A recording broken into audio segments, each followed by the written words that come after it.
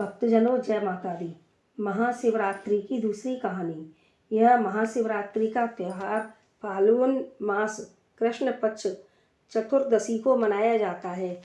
तो यह महाशिवरात्रि की दूसरी कहानी है। शिवरात्रि के दिन सभी शिव भक्त पूजा की थाली लगाकर पूजा करने जाते हैं।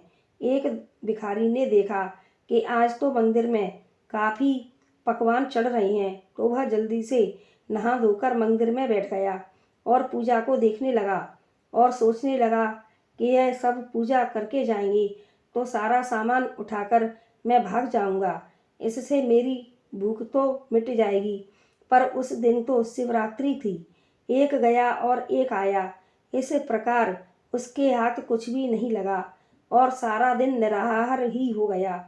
अब रात्रि को भी भक्तों ने पूजा की, भजन कीर्तन आग से रात्रि को व्यतीत किया। उस भिखारी ने देखा कि किसी का दीपक बुझ गया है, तो वह दीपक को जला दिया करे। एक दीपक में बत्ती नहीं थी, तो उसने अपने वस्त्र को फाड़कर बत्ती बटकर दीपक को जला दिया। जब चौथे पहर की पूजा हो गई, तब सभी भक्त भगवान भोलेनाथ की स्तुति और ध्यान लगा रहे थे।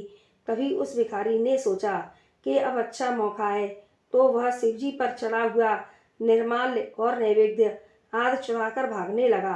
तो उसे निर्माल्य चुराते हुए किसी ने देख लिया, तो उसको सबने पकड़ लिया और मारने लगे।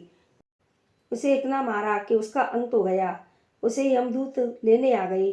तभी शिवजी के पार्षद आ गए, यमदूतों को मारकर भगा दिया तथा उस भिखारी को शिवलोक में ले गए।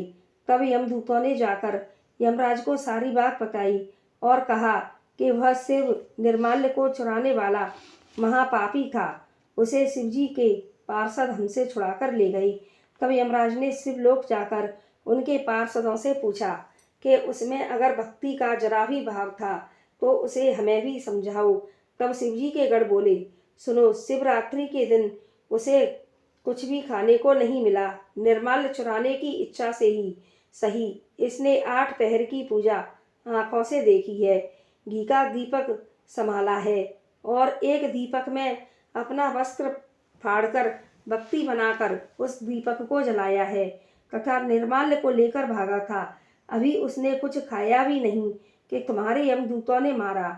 वह शिव के दर्शन से ही इतना पवित्र हो गया है कि वह शिवजी का गढ़ होकर शिवलोक में ही रहेगा। भगवान शिव कितने दयालु हैं कि अनजाने में की गई गलती को क्षमा करके अपना लोक अपने भक्तों को दे देते हैं।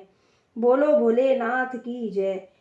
भगवान भोलेनाथ, हमसे भी कोई अपराध हो जाए तो जाने अनजाने में हमें क्षमा कर देना। बोलो भगवान भोलेनाथ की जय। तो भक्तजनों, हमारी यह कहानी आप सभी को पसंद आई हो तो हमारे चैनल को लाइक, शेयर और सब्सक्राइब करें। जय माता दी।